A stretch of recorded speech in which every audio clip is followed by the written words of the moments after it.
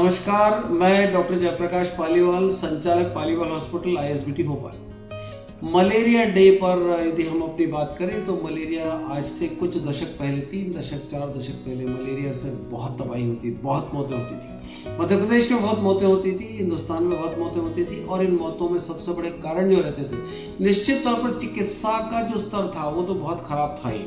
अलावा इसके लोगों में जागरूकता का अभाव, शिक्षा की कमी और उसके अलावा झाड़ फूक इत्यादि के साथ साथ चिकित्सा संसाधन और अस्पतालों की कमी भी बहुत बड़ा कारण थी।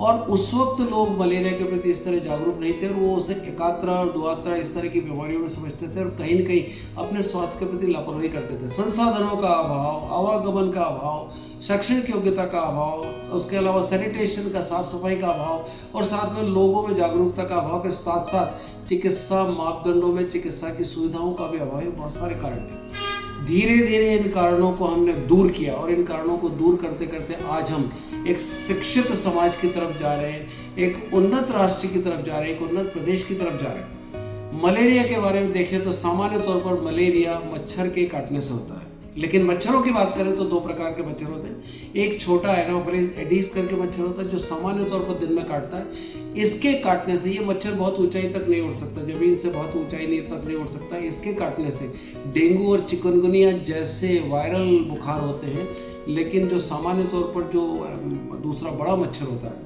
वो जब हमारे कान के इर्द गिर्द घूमता है बड़ा संवेदनशील होता है, जरा से उड़ भी जाता है। इस मच्छर के काटने से मलेरिया जैसे रोग होते हैं। और फिर मलेरिया भी कई तरह का होता है, जिसमें फैल्सिफेरम मलेरिया बहुत घातक होता है जो मस्तिष्क में चढ़ जाता है।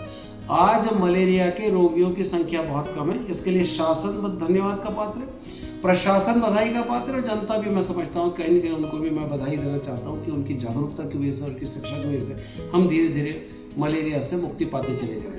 मलेरिया के मरीजों की संख्या कम हुई, हम मलेरिया मुक्त देश की कल्पना कर सकते हैं।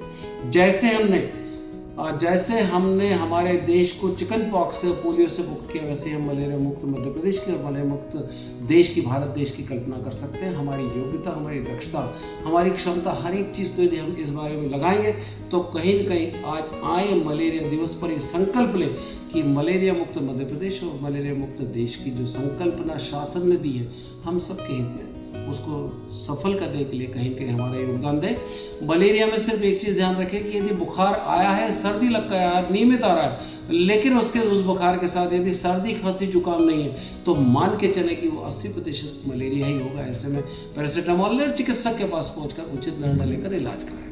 आप सबने मुझे सुना, आपका बहुत धन्यवाद, बहुत आभार और मलेरिया दिवस पर आप सबको बहुत बहुत